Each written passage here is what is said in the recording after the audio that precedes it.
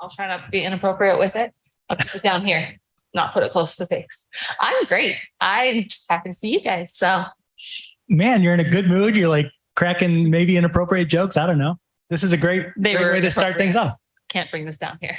And the tongue comes out, and then it just starts going down my throat, and then it's like, oh my God, I'm not even sure how. This is that. To a good start. What the hell just happened? I don't even think this is my fault. This stuff kind of usually is my fault. And I didn't do anything, just for the record. It's my fault. I mean, my fight name's Vitamin D for a reason. And it's not because of my cheery personality. As much as I like to tell people that's the case, it's really not. It's because I literally just 2 seconds up here and I'm like, so I deep throat the microphone now, right? It's like, hi. Oh my God. You and I are going viral somehow later today. I don't know what's going on. Hey, let's bring this back to the safe zone. And then everyone forgets, and then we can safe zone. Let's talk about the. I have Dad up here, and you heard all that, and that's really awkward. Let's talk about the prep work for this one. How camp was, and you're fighting somebody you obviously fought before. Yes. Looking to avenge one. Absolutely. So what goes into play in a training camp like that when you got to get one back from somebody? You have to take each fight independently. Obviously, it's been a couple of years, and I'm a different fighter. She's a different fighter. I'm at a completely different camp now out in Philly with Marquez MMA, and the adjoining teams for that. But it's like, you have to obviously go back and look at the first fight and kind of see what you did right, what she did right, what I did wrong, maybe keeping my body intact and not ripping my leg in two, what she didn't do. It just happened.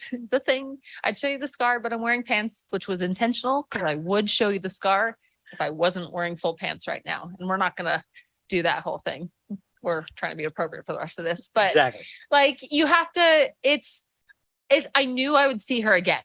I knew she would be champion, and so I felt like it would be for the title. So I hoped that when I had brought myself back up to the spot where I can be in title contention, I hoped that she still had the title at that point, because I knew she was already going to be the champion because she's such a great fighter. My hopes paid off because she's still the champion, and so our rematch is for the title. And my face says everything. Like, I'm so incredibly excited for this. Like, I'm a weirdo and just happy in general as it is. But like, I can't stop smiling just because the opportunity is finally here. And it's not a weight cut thing where my face is sunken in. I can't shut my mouth because I'm just happy. So you kind of have a chance to, let's just call it upset the apple cart, right? Okay. So if she wins, and Ilima wins, I think the consensus is, oh my God, we've got this perfect storyline. Ilima's going to fight her for the title. And Ilima has spoken about, if I get another title shot, I would love to win the title. And she's implied that maybe she would just retire in the cage after that. Yeah.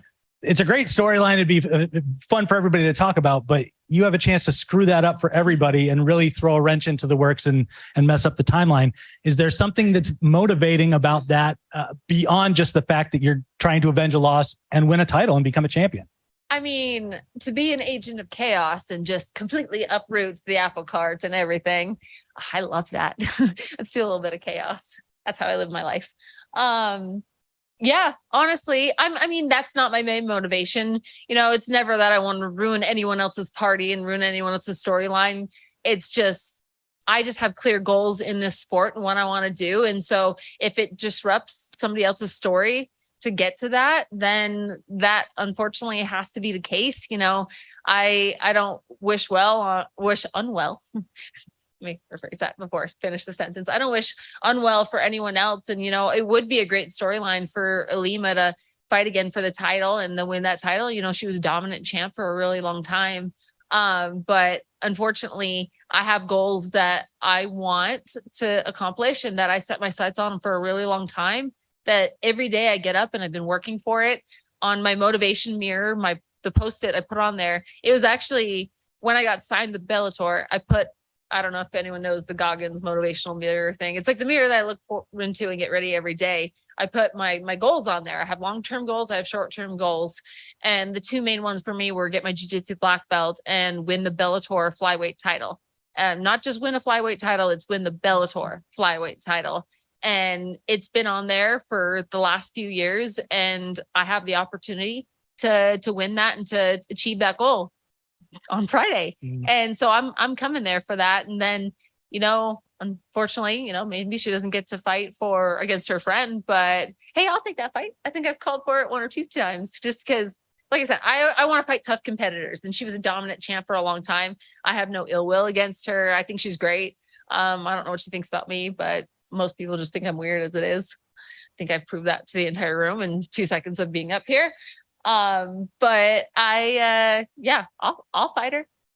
I mean, she might not retire as champ, but I give her the opportunity to fight for a championship again. Weird is way more interesting. Trust me. I go with quirky.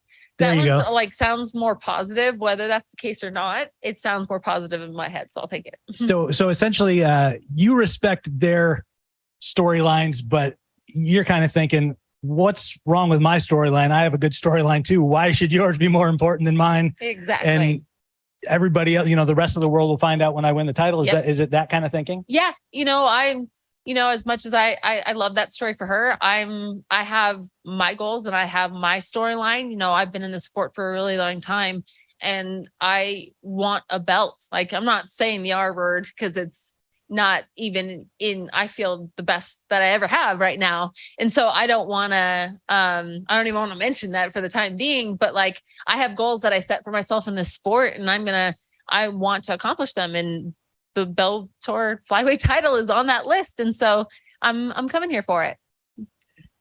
DeAnna, I was kind of surprised to see, the betting line so wide, and maybe wanted to ask you, like, do people not realize how experienced you are and the skills that you've shown? Because I don't know, you speak for yourself, obviously, but I don't know if you always get that respect for both your experience and skills. Can you speak on that? Yeah. So like pulling a full, was it Rodney Dangerfield? Like, get no respect, just no respect. And honestly, I'm not even fazed by it. Like, I don't ever expect anyone to know who I am. I don't and my manager and everybody are like, you need to do more self-promotion. I'm like, yeah, you see what happens when I do self-promotion. I try and deep throat the microphone. My coach just walked in and he did not actually see the first part of that. So that probably sounds really weird. I'm sorry to be associated with your gym. Love you guys. But I mean, if you don't, they're always like, you need to do more self-promotion. You need to put yourself out there. And it's like, it's just this extra little step. And it's like, yeah, of course I want to do that. But my focus has been training. My focus has been fighting and proving myself in the cage. And like, I could be better with it. And I guess, I don't know, I'll take a few ass pictures and put it on Instagram. I have no ass. That's why you haven't seen it on there. Cause even if I post it, you're like, I'm not sure. What is that flat thing? I'm like, well, yeah, that's mine. Well, there's always those, marketable improvements that we can speak of, but the important ones obviously are in the cage. And you spoke about injuries before, you had the hamstring with Liz. You even suffered an injury in your last fight, and you were still able to pull out the W, which was great. But let me ask you, we're not mentioning the R word or anything like that, but men and women, as time goes in the sport, they tend to have that saying, training smarter, not harder, in relation to the injuries in particular. Obviously, you have experience with this stuff. Are you embracing any of that ethos in your training?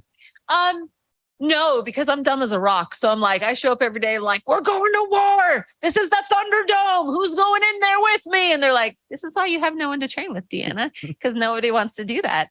But I love pushing myself every day. Injuries are a part of the sport. I felt it from the very beginning, like going through the list of things. You're like, well, this doesn't have a ligament. This doesn't have a ligament. This one hurts. I've broken that a few times. And it's like, but it's all worth it to me, honestly. Like every little injury you get, like it sucks, but you find a way to keep going. And, obviously you have to train smart. You don't want to go out there and just like completely demolish your body because then you'll never make it to the cage. So you have to be smart and you have to train with people that you trust. And thankfully I do have that. I have a great team and training partners that I trust. And then the ones that I don't, I stick my other teammates on them and teach them a lesson. So it's the way it works, right? Absolutely. Last one from me. Obviously, you spoke about your training, Marquez MMA, their affiliation with Daniel Gracie. And I'm sure having all the strong grapplers and MMA influence there will be helpful for this matchup. But let me ask you, before you injured your hamstring, there was a little bit of that matchup where you were uninjured. Everyone speaks about Carmouche's strength. You come from a wrestling base yourself. You're no slouch there. Can you tell us what the feedback was prior to the injury. How did she feel to you? And did you get and take anything positive from that? She obviously is very strong. Look at her. She's very strong. But I'm going to be PC really fast, and I'm going to say farm strength. I have farm strength, not the alternative that I want to say. Farm strength. Not getting canceled today. So I have that in me, and that's what everyone says. They're like, excuse me, like, I don't understand. And one of my old teammates, he was a heavyweight, and he's like, how in the world do you as a flyweight hold me down? And I was like, farm strength. That's the one. And he's like, well, that fits. And I'm like, it does. You're using the real terms that I want to use. But I felt like I was a good matchup with that. That fight was going well. And I wish my coach didn't tell me the scorecards afterwards. We got back from the hospital, and he told me what the scorecards were. And I was like, are you kidding me right now? He's like, it's good news. And I was like, no, because I still lost and my hamstring is ripped off the bone. No, it's not good news. It doesn't matter. Like, the scorecards don't matter because my hand wasn't raised. But I know what I did in that fight, and I proved a little bit of myself. And, people take it at face value, because if they didn't see the fight, then they just see the results of it, and it's a loss on my record. And so I'm cool if they want to think that, and if they want the betting records to be that, cool. I'll make some people some money when they bet on me. So that's the one. Hey, DeAnna, Kay Williams for Kent right here. Oh, hello. Hi. Hey, how are you? I know that voice, but I was like, who are you? I don't know how I missed you in the shirt. It's fabulous, by the way. Thank you. I appreciate that. Really appreciate that. So you have another chance at a very tough Liz Carmouche. Yeah. Let's talk about both the mental elevation and the physical elevation in preparation for this match. Yes. So physical preparation is just making sure that I'm the best fighter that I can be, doing every aspect. You have to do your training in every discipline of the sport. You have to do, your strength and conditioning, your cardio, your rest. That's the one I struggle with the most, because I'm always like, let's go. And they're like, you actually have to sleep and actually have to take like some light practices. And so that was the big one. And just knowing the fight so far out, trying to like pace my camp. Cause like I found out I have the fight, and I'm like, this is the one I've been waiting for years. And so I'm like, let's go. And you're like, you have 3 months, calm down. And I don't do well. Never tell a female to calm down, ever. You will get murdered in your sleep. So thankfully I calmed myself down on that one. But I think the biggest thing is just the mental aspect of it. I don't know if you picked up on this. I think I might be back shit crazy. But it plays in the cage because it makes me want this so much more. And I have to just kind of focus it and, stay disciplined in that aspect. And I have my friend and training partner in corner, and I throw a therapist in front of his name every once in a while. Cause I'm like, just, you're not just my coach. You're not just the person that I wrestle with and try to get the shit out of first thing in the morning. Like, you're going to be my therapist too. And so thankfully he put that hat on and talked me through a few things. And so just trying to keep the right people around you is the biggest thing, the right training partners, the right coaches, the right, friends, everything, and getting rid of all the negativity. That's been the biggest part of the whole thing. And, I'm here. I have a smile on my face. I'm ready to go. I feel good. And so I'm excited. DeAnna, thank you for your time. Thank you. Always a pleasure talking to you. Thank you, DeAnna. Hello. Yeah. Oh, I'm good.